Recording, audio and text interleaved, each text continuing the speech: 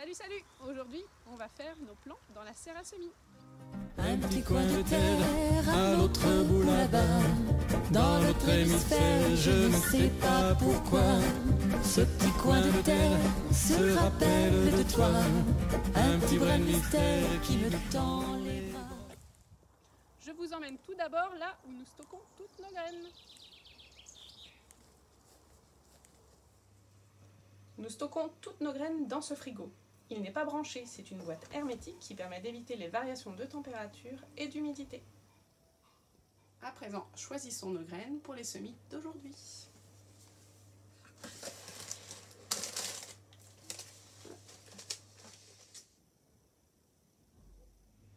Je viens de récupérer toutes les graines pour nos semis d'aujourd'hui. Je les ai rangées dans ce sachet en plastique, comme ça ils ne risquent pas de prendre l'humidité ou l'eau par inadvertance. Allez, c'est parti! A tout de suite dans la pépinière!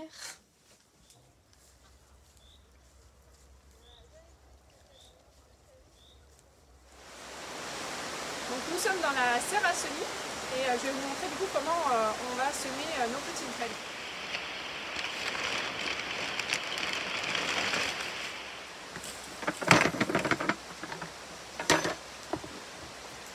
Donc pendant l'été on utilise du terreau qui vient directement du sac. Donc c'est un terreau qui a l'humidité du sac. L'hiver on va plutôt mouiller le terreau. L'hiver en utilisant un terreau humide, donc en mouillant notre terreau pour préparer nos plaques de semis, on évite ainsi les chocs thermiques. On aura besoin seulement d'arroser une semaine après avoir fait notre semis. Alors que quand en pleine saison, pendant l'été, on fait nos plaques, on utilise le terreau avec l'humidité du sac, on va arroser tous les 2 jours à peu près, tous les 2 jours, et là on a vraiment une moins grande différence de température avec l'eau de la mare. Donc on fait attention qu'il n'y ait pas de motte dans le terreau, pour que le terreau soit le plus homogène possible.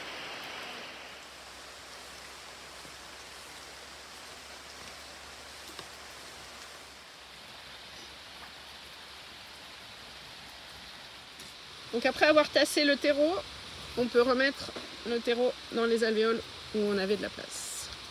Allez, c'est parti pour le semis. Aujourd'hui, c'est navet.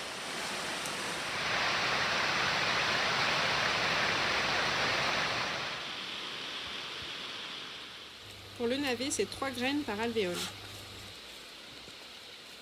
À présent qu'on a mis toutes nos graines sur la plaque, on va recouvrir avec du terreau. Donc on commence toujours par les bords. Et avec la main sur le bord, ça évite de faire tomber plein de terreau sur la plaque.